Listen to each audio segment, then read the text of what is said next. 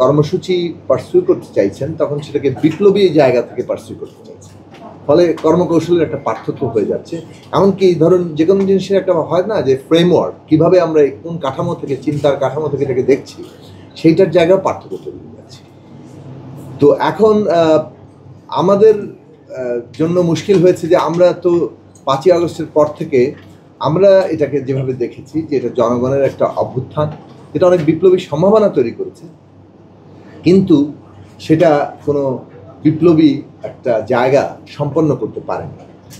অর্থাৎ একটা বিপ্লব কিন্তু শুধুমাত্র একটা সরকারকে ফেলে দেওয়া নয়, এর মধ্যে দিয়ে আরও অনেকগুলো শর্ত সৃষ্টি হতে হয়, যে শর্ত এখানে তৈরি হয়।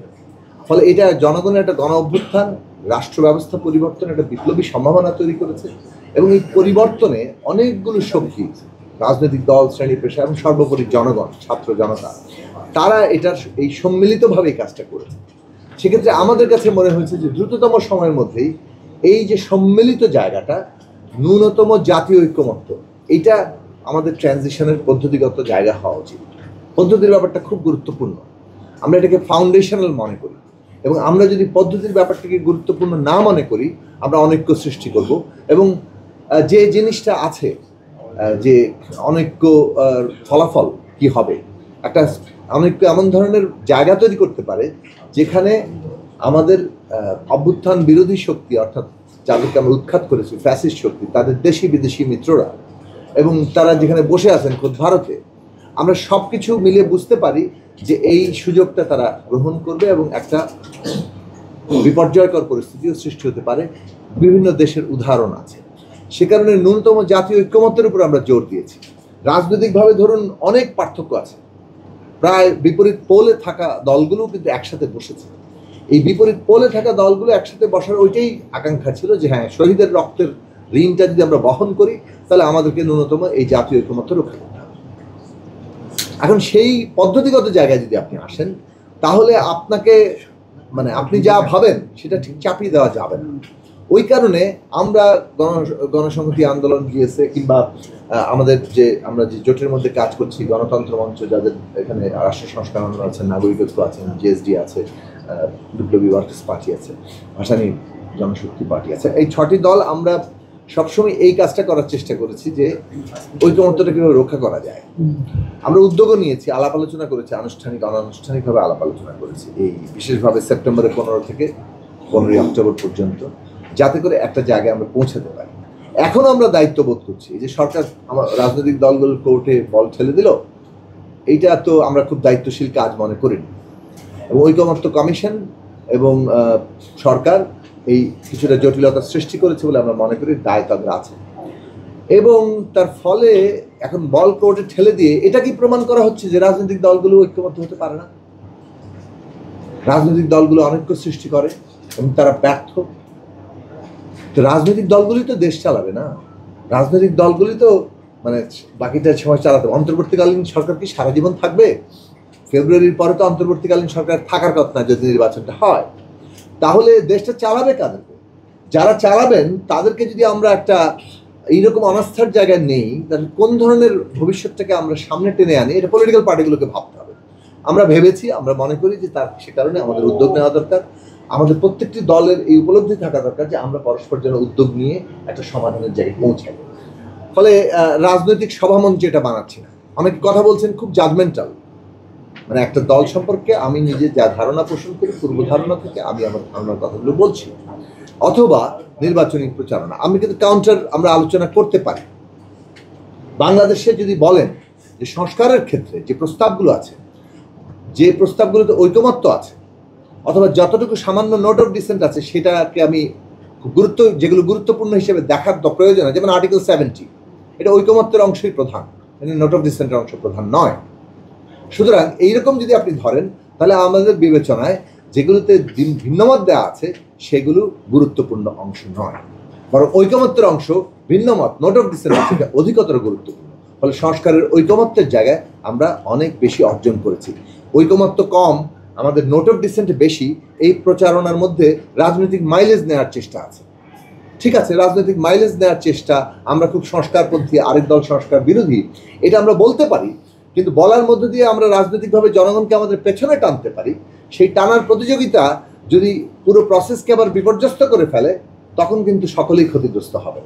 সুতরাং কোনটা কোন সীমার মধ্যে করবেন, মাঠের বক্তৃতা মাঠের জায়গায়, জনগণকে টানার জায়গায় জনগণের টানা, কিন্তু মূল প্রক্রিয়াটি বাধাগ্রস্ত করা কিংবা ওইটাকে থামিয়ে দেওয়া অথবা এমন একটা সংকট সৃষ্টি করা যেখানে নির্বাচন আদৌ হবে কিনা, সেই জায়গাটা কিন্তু ঠিক হবে না।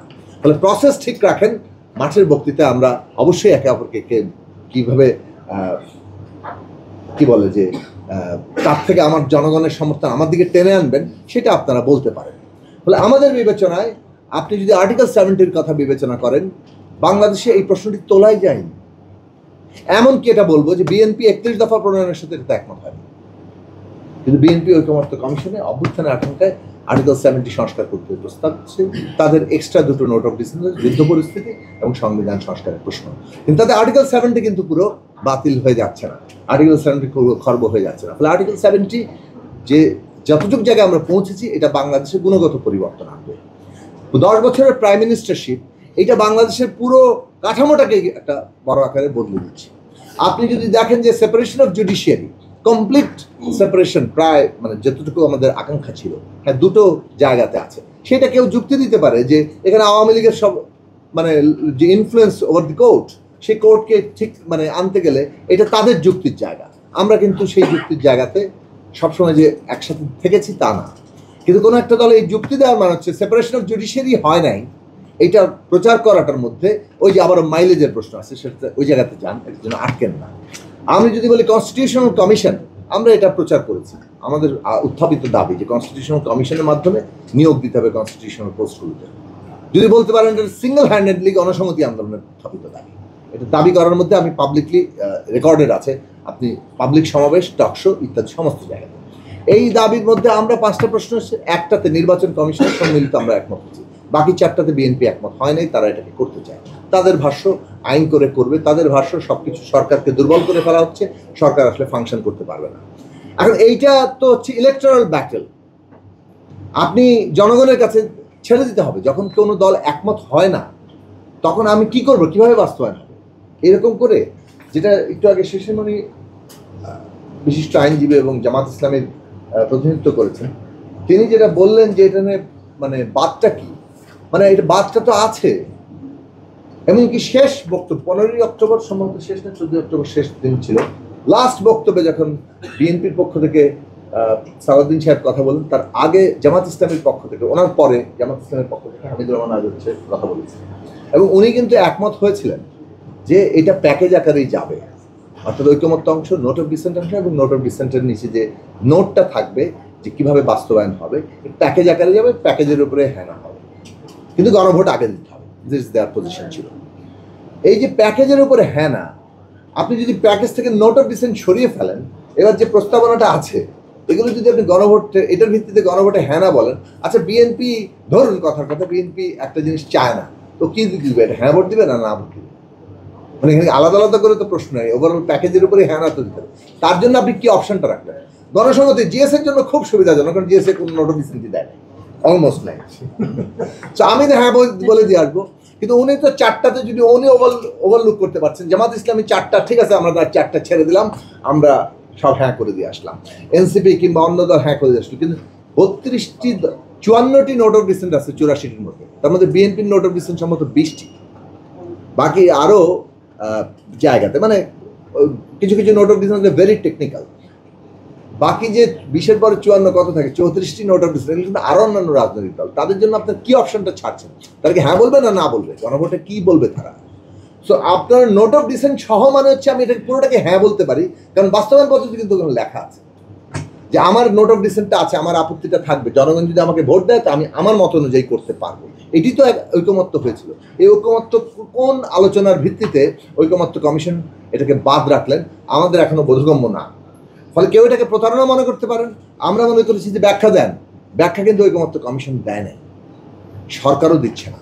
এই জায়গাটা খুব গুরুত্বপূর্ণ, আপনি চাপিয়ে দিয়ে গণতান্ত্রিক জায়গা হবে না। মাইলেজ নেন, পলিটিক্যাল মাইলেজ নেন, রাজনৈতিকভাবে আপনি আগাতে চাচ্ছেন, কোনো দলকে সংস্কার বিরোধী বলতে চাচ্ছেন বলেন, সেটা নিয়ে জনগণকে জয় করতে চাচ্ছেন চান, কিন্তু প্রসেস যেটার মধ্যে দিয়ে আমরা একটা পর্ব উত্তরণ ট্রানজিশন পার হব সেইটাকে আমরা বাধাগ্রস্ত যাতে না করি, সেখানে যাতে আমরা ঐকমত্য হই।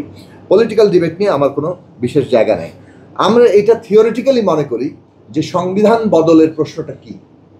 যদি বিপ্লব থেকে দেখেন, আমরা দেখি এইভাবে যে একটা বিপ্লব হলে কি হয়, বিদ্যমান রাষ্ট্র সংবিধানটাকে স্থগিত করে দেওয়া হয় অথবা ভেঙে দেওয়া হয়। Then you form a constitution, খসড়া। আপনি এটা জনগণের কাছ থেকে মতামত দেন আর যেভাবে করেন, হয় সেটা আপনি জারি করে দেন ডিক্রি দিয়ে, অথবা আপনি গণভোটে যেতে পারেন। কিন্তু শেষ পর্যন্ত সবাই পার্লামেন্ট গঠন করে। ওটা রুশ বিপ্লব বলেন, ওটা ইরান বিপ্লব বলেন, যে বিপ্লবই বলেন, আপনাকে শেষ পর্যন্ত একটা পার্লামেন্ট তৈরি করতে হয়, সেই পার্লামেন্টে র্যাটিফাই করতে হয়। এটা বাস্তবতা, এটা বিপ্লবী দেশগুলোতে বাস্তবতা। এখন মুশকিলটা হলো যে আমরা তো বিপ্লবের আকাঙ্ক্ষায় আছি, কিন্তু এইখানে এই সরকার গঠিত হয়েছে 5 থেকে 8 তারিখে। 5 থেকে 8 তারিখের মধ্যে তো এই সরকারটা গঠিত হলো। তারা 106 দিয়ে নিজেদের লেজিটিমেসি তৈরি করেছে। ফলে সংবিধান নিয়ে তারা আছেন, একদিকে তারা একটা বিশেষ সরকার, বিশেষ বাস্তবতার স্বীকৃতিও আছে, আবার সাথে সংবিধানটা নিয়ে আছে।